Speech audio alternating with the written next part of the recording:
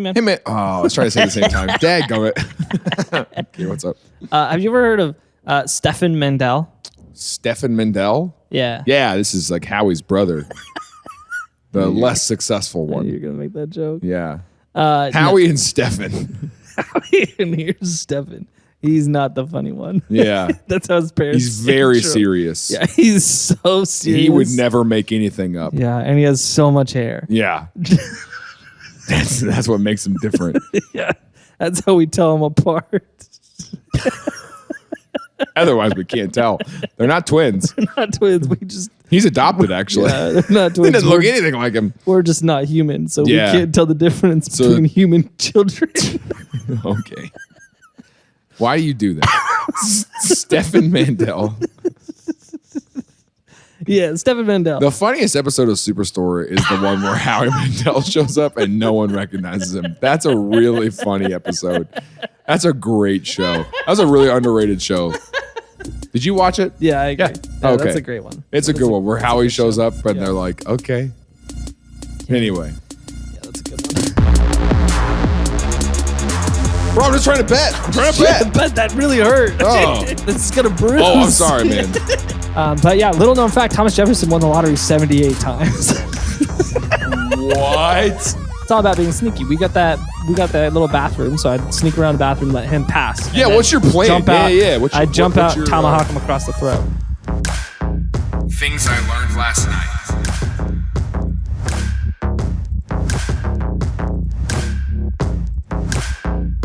Tilling it. So, well, Oh yeah, you are want to you hear gonna about? talk? You want to hear about this guy? it's your turn. It's your turn. Okay, so this Stefan Mandel. He is a businessman, I guess is the word we can use for him. Okay. Who owned a non-conventional business through the Got it. 80s and 90s. He's a drug cartel. Better. Hey, actually, the internet calls him a business person. So that wow. works out perfect. He was born in 1934 in the country of Romania when it was underneath communist rule. I can't tell if that was like a pro-communism voice you just had there. You know, it kind of looked like you were a communist rule. You know, like you want that. I've been waiting for communism to make a comeback. God, hear that, YouTube comments. Tim's a communist. Yeah, communes. Ew. Yeah. Yeah. Hammers, sickles, or whatever. Yeah. Okay. So Stefan, he was born in Romania and normal upbringing. Why does this shirt look like you bought it to be like a brawny man Halloween costume? What? The shirt you're wearing right now? A brawny? Like brawny man? Oh. It looks I like... thought you were saying brony. Oh. That's a different thing. That's a very different Here, thing. let me take it off for you. Thanks. That's what I wanted. We'll just throw it over there. Well, I wanted to see your stupid tattoos. This is worse for all of us. Oh, there we go. Great. I spent a lot of money making you annoyed with these.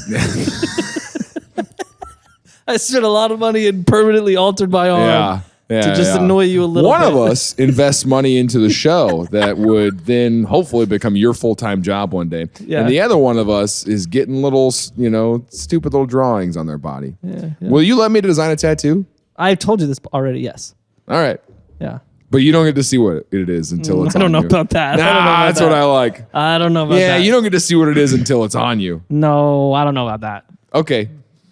How many Patreon supporters do we need for you to get? No more of those. All right. Yeah, I got tased, but the police No, told you us we can't didn't. put it out. The police told us that was too gruesome. No one can see this. Don't lie. Don't lie. That was trying to get out that of was a it. very creative way to try to get out of it, but if you I'm would've going to went get you with when it. you least expect it. God, I hate you so much. What if I did one of those youth pastor things where I wake you up in the middle of the night by tasing you? But I don't know which side of the bed you sleep on, so I tase Bree. God. She would. Wow. Yeah. I wouldn't make it out of there alive. No, yeah, she would.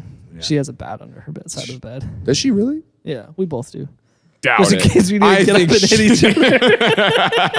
I think she's the protector We of your haven't house. we haven't told each other we got the bat that we were hiding. You just went to put yours under there one time, and you were like, okay. Okay, Bree. There's also a recorder taped underneath the bed. This is a weird story that's a little dark. But Cool. I used to have a tomahawk under my bed. That was what, Ed Evangel? no at my house. Just because I was like, well, I want to put this on the wall one day, but Bree doesn't like that idea. So I was like, I guess I'll just leave it under the bed, and if for some reason I need it, I've got it. And so I had this tomahawk under the bed. In Blue Springs, Missouri, a man was killed tonight when someone broke into his home. And he tried to attack the assailant with a tomahawk, but the burglar had a gun. and he didn't aim very well. You get one shot with a tomahawk. No, I wouldn't throw it.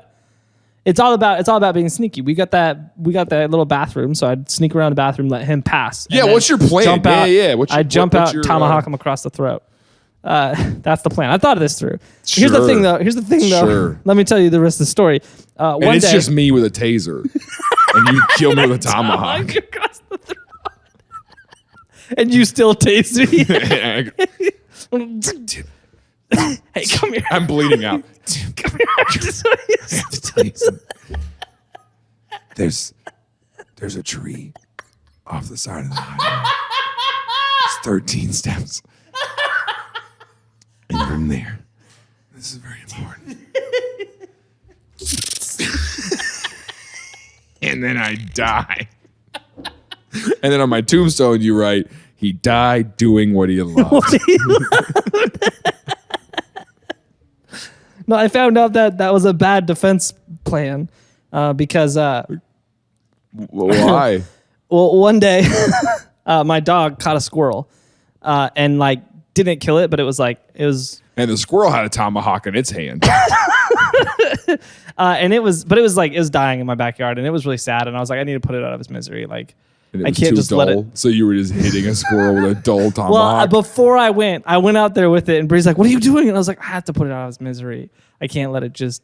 And so, and she's like, "That's rubber." and she was like, do it on like a stick or something first. Make sure it's like sharp enough. And so I tried it, and it didn't even make it like halfway through the stick. Not even like literally like bounced off the stick. And I was like, well, this is too dull for this. And then I went over, and the thing died, and so I disposed of it and realized that my home defense plan sucked. So Yeah. yeah, it was too bad. So I got a bunch of tasers under my bed now. Do you guys have two bats underneath your bed? No, that was a joke. Oh, I would have believed it, honestly. I did believe it, is what I'm saying. Yeah, you saw. Yeah. Anyways, this is the total sidebar. So Stefan Mandel. Oh, yeah. He grew up in Romania and then became an economist. Okay. But here's the thing about being an economist in a place that has a poor economy. You don't get paid a lot for that. You don't get paid a lot in places that have good economies. So he was barely making it by. Sure. And he realized, okay, I've got a couple options of how I can get out of poverty. But he realized it was really just get into politics, become a corrupt politician, Yeah. break the law, Okay. or leave Romania. Those leave Romania. Okay. And so he said, well, I don't want to leave. he says, I don't want to be a corrupt politician. I don't want to break the law. And so he says, well, I got to get out of Romania. How can I do that? And he realizes, I'm an economist. I know how numbers work. And he says, if I think hard enough, he says, I think I could crack the code of the economy. No, of the lottery. And so he sat down one day and made this algorithm. I sit down every morning and I go, lottery numbers, come. Lottery numbers, come. I've won the Powerball 3 times. Oh my gosh. Okay. Yeah. So he made an algorithm, and If you won the Powerball, you'd give me some, right? no. All right. Yeah, of course I'd give you some. So he won. He went and he wrote an algorithm, and the algorithm he tested it over the course of a couple of years watching lotteries. And what he realized is he said, I could accurately predict 5 out of the 6 numbers in a lottery. And so then that drastically reduces the odds needed because you just need to accurately guess one number. And so he says, so if we just go by the winning 5 and we figure out our odds of if that's 5,000 more, 1 in 5,000, if we have all of those numbers right to get that last one, we just have to buy that many tickets. 5,000 tickets? I don't know how many. That was just a random number. Sure. Then we win, right? And so he says, okay, I need to. So you got to, if you buy, let's say you buy $6,000 worth of lottery tickets, though. Yeah. Okay. Yeah. Then so he was like, well, what I need to do is he says I need to get some friends and family together, and we're all gonna buy a bunch of tickets just to change out that last number. Have I got an opportunity for you? That's like that. You got to pitch that the first time. I mean, it's great after you've won. After you know that after you show that it works. Show that it works. Yeah. But that first time, it's a pyramid scheme for sure.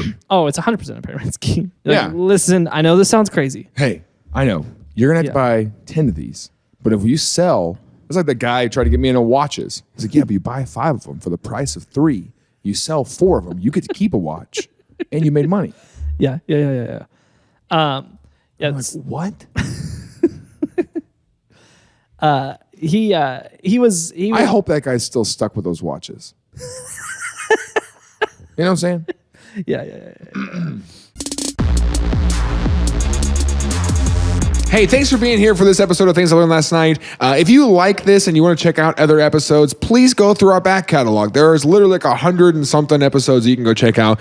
One of my favorites is Stanley Meyer, a guy who allegedly invented a water-powered vehicle and then took that invention everywhere and then mysteriously died. So we go through the whole theories of what could have happened to him or like why his idea was plausible, not plausible.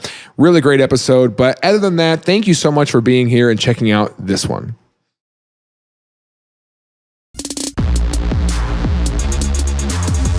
He gets everyone together. Sure. And he says invest a couple $1,000s, and we're gonna buy all these tickets, right?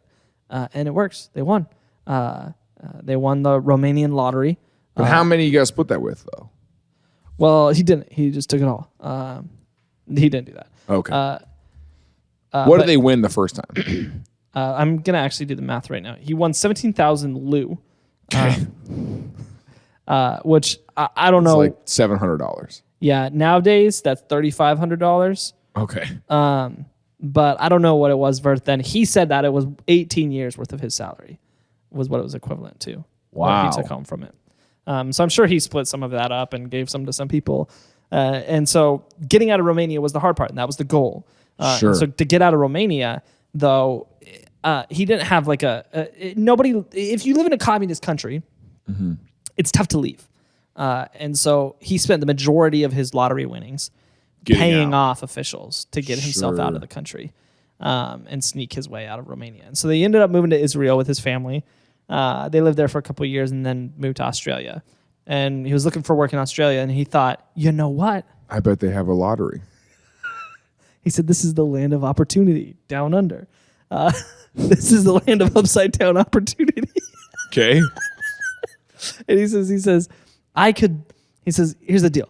Now that I'm in a place where it's there's a little bit more money in the economy, I wonder if I could get enough people to pan together. I don't need the algorithm.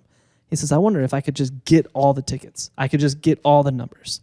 And so he goes and he wounds up a few thousand of his closest friends, meaning he probably door-to-door sales this, and found a few thousand people To buy every possible number. Yeah, to spend about $4,000 a piece. And they bought every possible outcome of the lottery.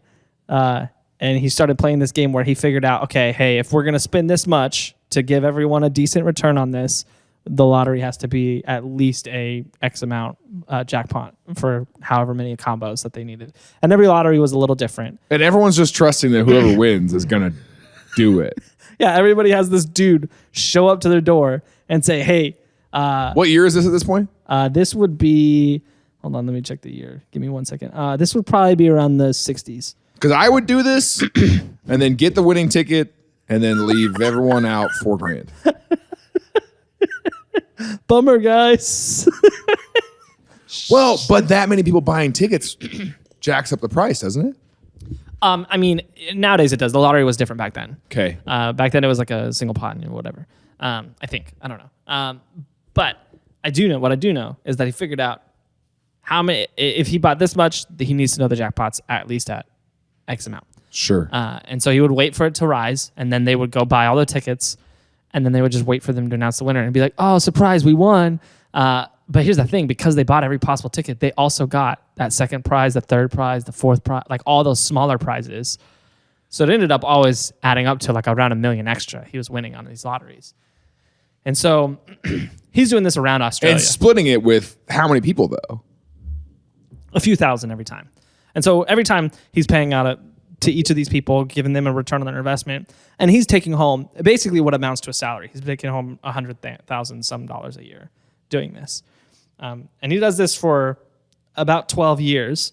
Okay. Wins 13 lotteries on this method, taking a pretty handsome salary, but it's not like he's taking home $1 million a year. Yeah. Like he's just making a good salary, doing this weird investment firm, basically. Okay. And it's his lottery business. But there's a lot of legwork involved in this. Oh yeah, he was a smart guy, and so he actually built this system on his computer. Because back then you could print your own lottery tickets, and then you would bring them in and get them stamped. And so you could print off your ticket. It would have the number on it. You go in and get it stamped, and they'd be like, "Yeah, this is legit." And he's got so what he would do? 4,000 tickets. He had a system on now his imagine computer. you go to the gas station and that guy's in front of you in line. All right, I get ticked whenever someone's like, dude, if I'm in a rush and I'm sitting there holding my stuff, and I'm like, I gotta get out of here. And the guy in front of me is like, yeah, I want one of 10 and one of the 15. And I go, why don't you get a job? Okay, I get so angry. I go, why don't you freaking do something? Why do you? And then he sits there and scratches them at the counter. Yeah. And I you go, have to wait I'm for him. going to It's like, get follow out of you to here. your car. Yeah, this guy shows up and says, yeah, can you stamp Can you 13 million lottery tickets for me?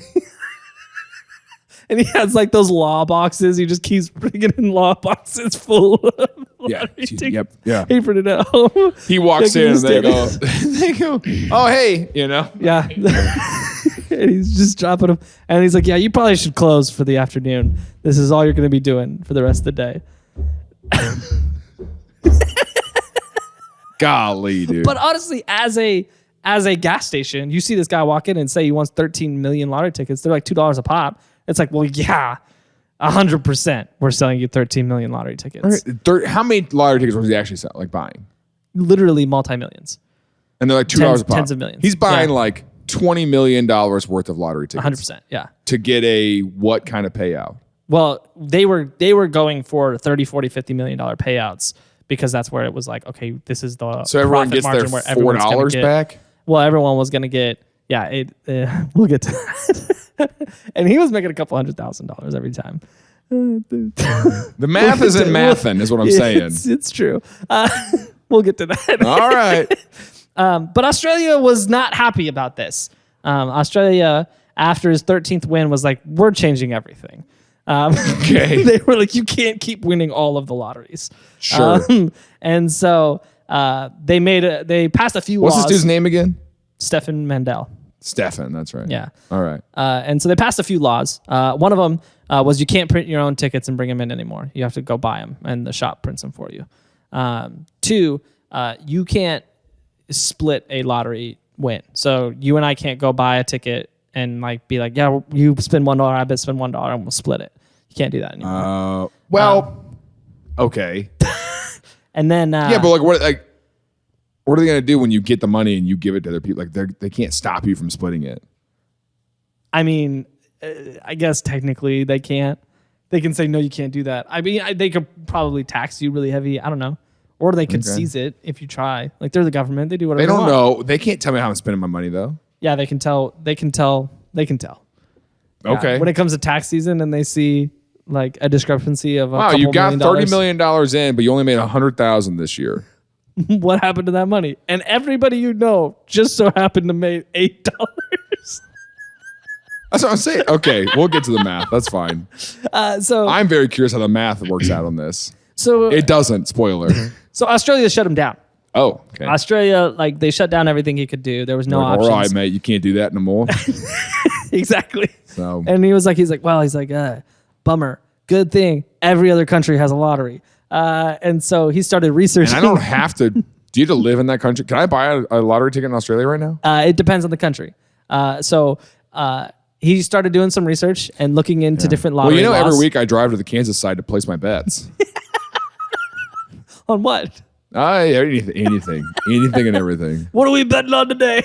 That like sports betting is legal in Kansas, but not in Missouri. Yeah. And so it's very funny because I used to Uber drive. Yeah. The idea to me is it's very funny that I used to pick people up in Kansas and drive them to the Missouri side to buy cigarettes because the taxes were cheaper on this side.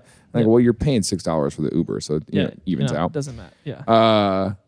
But also they couldn't sell alcohol after a certain time, so they would come to the Missouri side. Yep. And now I think it'd be very funny to Uber drive someone just over over the state line to make a bet. What if someone lives on State Line Road and they like literally have to cross the street? Yeah, they just walk across the street. They just go over there. Place their bets. Yeah, you just look out, like the wife looks out the window and her husband's just across the street. She's like, "What are you doing?" I'm on DraftKings. Bet on the Broncos game. Yeah, he's got a neighbor across the street from him that he keeps a phone in a Ziploc bag over there. So it's like he walks across the street. No one's tries to do it in the middle of the night and gets dull tomahawked in the neck. Bro, I'm just trying to bet. I'm trying to bet. Bet that really hurt. Oh, this is gonna bruise. Oh, I'm sorry, man. Sorry. This is your self-defense plan? Well, I'm glad it was you, not a murderer. You know? I mean, yeah, true. I mean, if it was a murder, you'd be murdered. Yeah, you would have done. Yeah. And he would, but I mean, they might have found him with a giant bruise on his neck. You're really lucky. You should buy a lottery. Speaking of, I know this guy named Stefan. Selling a bunch for $4. You could double that. For $4. Well, so I'm assuming people were doing like 10 grand, and the idea is they double their money, they get 10 grand back. Is the idea? Okay. Go ahead. So he starts doing research all over the world. Where's the best lotteries? Florida to mess with, and he ends up finding Virginia. Close, very close, because they just had very liberal lottery laws.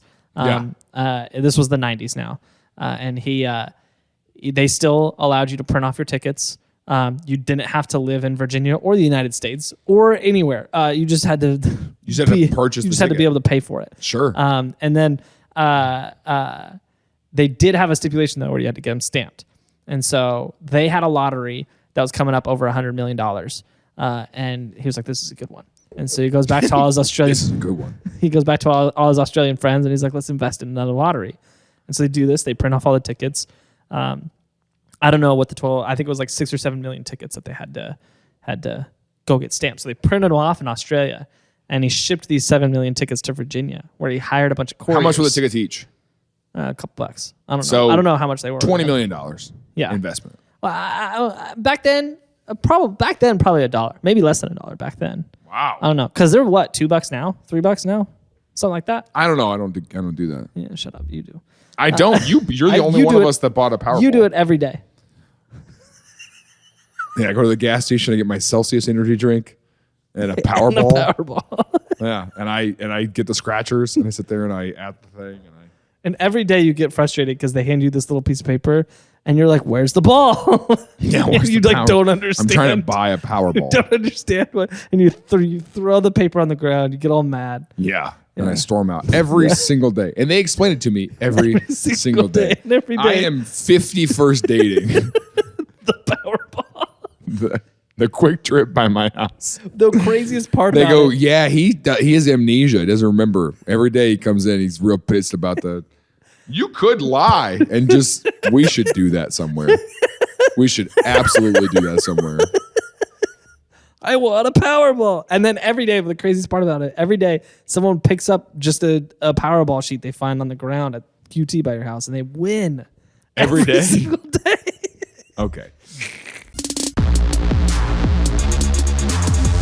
Hey, thanks for checking out this episode. If you're enjoying it, make sure you subscribe. And while you're at it, leave a comment if you're watching on YouTube, or if you're listening, leave a review. That stuff really helps a lot. It really boosts us in the algorithms and makes sure a lot more people get to see what we're doing. And so we appreciate that a ton. Leave that comment, leave that review, and we'll see you in the next episode.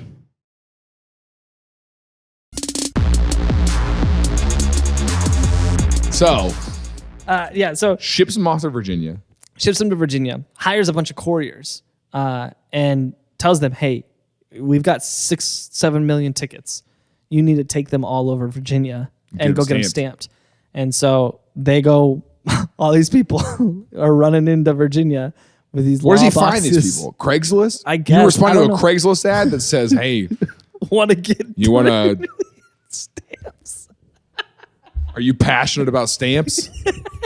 Yeah, someone's like, I am. I'm so passionate. And like, this is not How what much? I mean, expected. like, how much are they paying? How much is he paying all these people to do this? You know, like, there's a good minimum investment wage. here. I don't know. But yeah, they drive around and they're going gas station to gas station, getting them to stamp as many as they can at a time. And they it's for some reason with the shipping and the printing time and the time to go, they had it was like a 20-hour period to get all these things stamped. And so they had to drive around Virginia with all these things and get them stamped. And towards the end of it, I don't know exactly the logistics of what exactly happened. There's conflicting reports. But something happened. Either there's 3 reports of what happened. Either they ran out of time. Yeah, because like one of them didn't get stamped. Yeah. Or one of the gas stations that they had planned to go to refused to stamp all of them. They're like, yeah, we'll stamp this amount. And we're not going to stamp 1 million tickets. Or 3, the other report that I see is that they ran out of inventory, which seems like that doesn't make sense. Like, I feel like you would have infinite inventory unless there was like a rule where it's like you can only sell so many. So they didn't win it. So they were 1 million tickets short. And so they had put all this was one of the biggest investments they had put into a lottery win. Yeah. They were 1 million tickets short. So now you're just hoping that one of the 6 million you have. yeah. And so they drew the ticket, and he said there was about a dozen of us in a room in Australia at the win, just rifling through tickets to see if we had a winning number. And they said that they ended up actually winning it.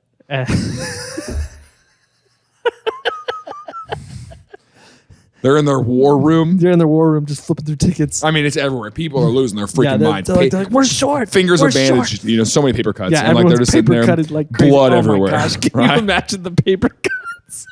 Blood everywhere. They're just, what happened in here? Paper cuts. It was paper cuts. I don't have a 17. Where's the 17? You got a 17? Okay, like it's hectic, right? And they won it. Yeah, they won it. I hate them. They won it. They found that winning number, and they actually won every other prize again as well. So they ended up taking home a monster prize, and then Virginia immediately Virginia was like, no. "Why no?" Virginia was like, "We're not Can't giving do you that." this. Oh, they are. They have to. Though. Yeah. So Virginia fought them on it. Yeah, but and they bought were the like- tickets. Yeah, and then Yeah, it's not my fault. Not my fault. Your rules were too laxed. After a little bit of litigation, Virginia ended up being like, everything he did was legal, and so they were like, well, I guess we have to give it to him. So they gave it to him. That's what I'm saying. Smart. Yeah, and so because he did his research, he knew what he was doing was legal. Like Yeah. he wasn't trying to break the law. Yeah. He was just trying to game the system. Right. And so Virginia begrudgingly gave him the jackpot and all the other small prizes he won, and he paid everyone out. And America immediately changed every law. It's like every state, every countrywide, statewide lotteries all were like, oh yeah, you can't do that stuff anymore. And so there was like a limit to how many you could buy. They put in, you can't print your own, you can't do the group stuff. And so it drastically changed the lottery system. Right. Which drastically changed his ability to run his business anymore. So the government put his business out of business. Sure. Two governments, the Several Australian governments. and the American government, both just put their foot like, down no. on his throat and said, no, we love business, but not yours. Yeah, unless we can get in on it. Yeah. Yeah, unless there's a way we could get some of that. Yeah. You know, the only way we'll let you keep going is if only there was a way. If there was only some lottery for us, you know? I'm just saying, if you could give me some lottery. Speaking of, I was thinking about this. There's 50 states. Originated from 13 colonies. You know? It was originated in the 1776 Yeah. to be exact. Yeah. And we're on our 46th president. So do with those numbers what you want. And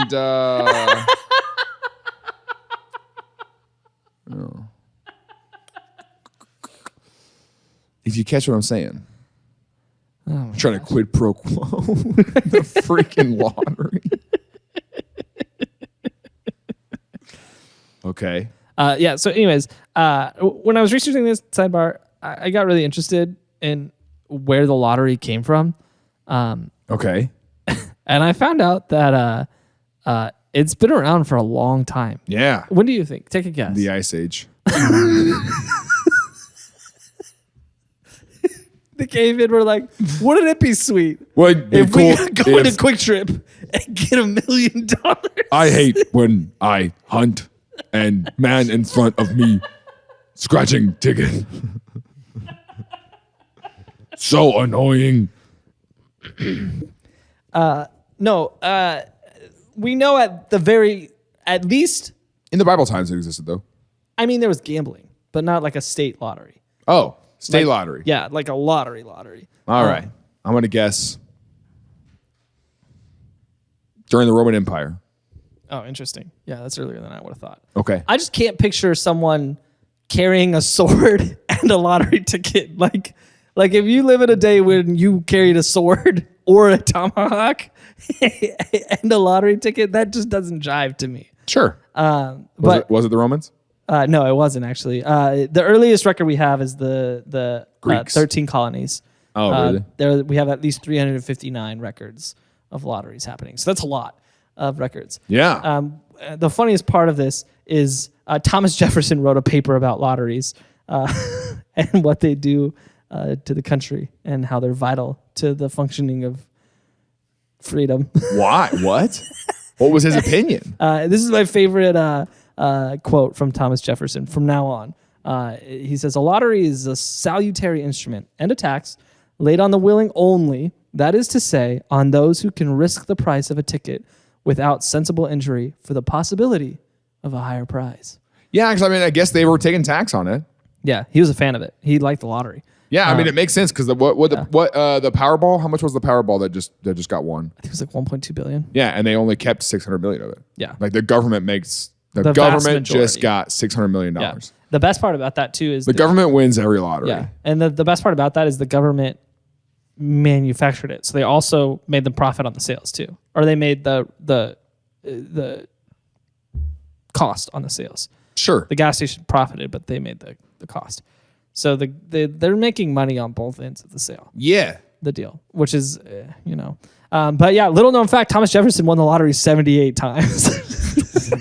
What? That's a lie. I just made that up. Oh.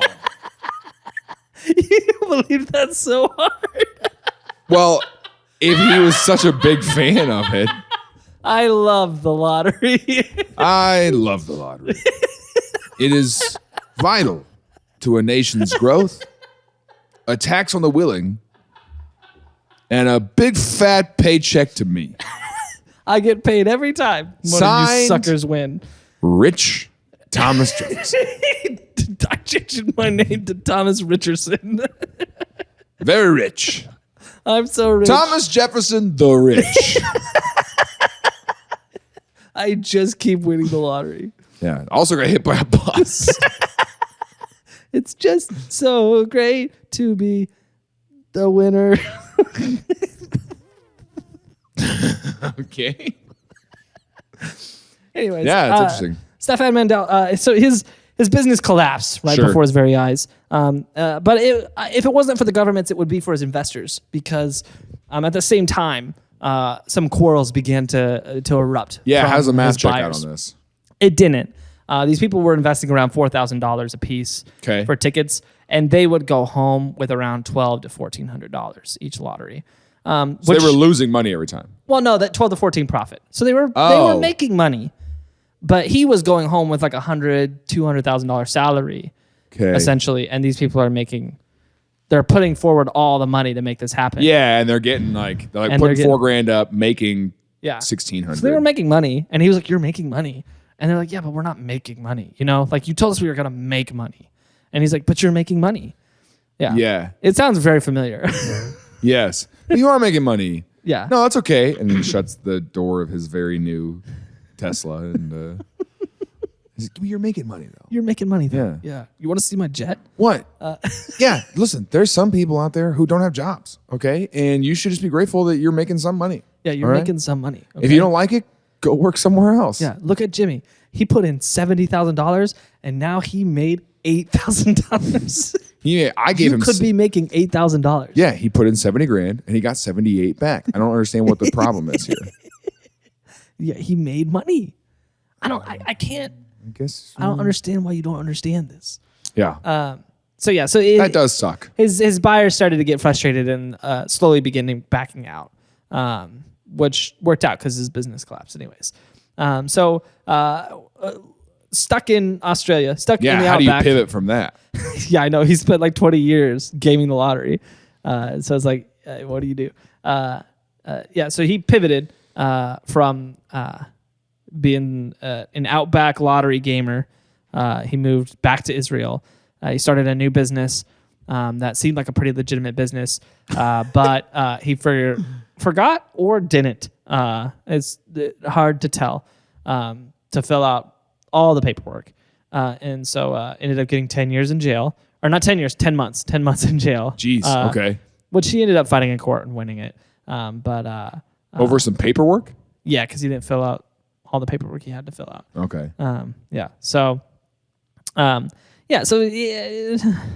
This got into business and now is a business person. And then here he is fishing.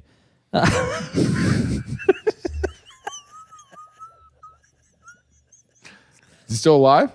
I think so. I'm actually not sure. I'm pretty sure he's still alive. He's 88 years old if he is alive. I'm like 90% sure he's still alive. Okay. But yeah. Does he have like a family and kids and stuff? Yeah, like I mean he was an honest man. Yeah. He just So I mean, really at the end of the day, I look around and I see my grandkids and I think, you know what? I'm still winning this lottery. Oh my gosh. I'm winning the lottery of life, baby. I keep winning. I just keep winning. Just keep winning. Yeah. Yeah. He's got algorithms for all of his kids set up for how they should live their life. Yeah. And he's like, oh yeah, that boy, you should stop talking to him. He's not going to get you the life you want. The numbers don't add up on him. And then she goes to school and goes, my dad says the numbers don't add up? I don't. Yeah. Yeah. He says if you were 2 And inches he's like, taller, but doesn't he maybe know it'd that work." Thomas Jefferson's my great-great-grandfather? We're a lottery family too. This is just a lot to read right now. And I hate this. Please put me out of my misery. Is there anything else left? No, not really. No, I mean, we man. could- I am going to go to the Kansas side today and bet. On what? There's a Fiddle Off happening now. Oh my gosh. I hate you for that. You're still here, which means you've either walked away from the video or you just kind of gave up and just let it play in the background. Either way, thanks for doing that. Thanks for making it to the end of the episode. Through the Fiddle Off, you've made it. So there are more episodes. You can click that right there, or you can watch other videos. Make sure you subscribe to this video and whatever other things YouTubers say.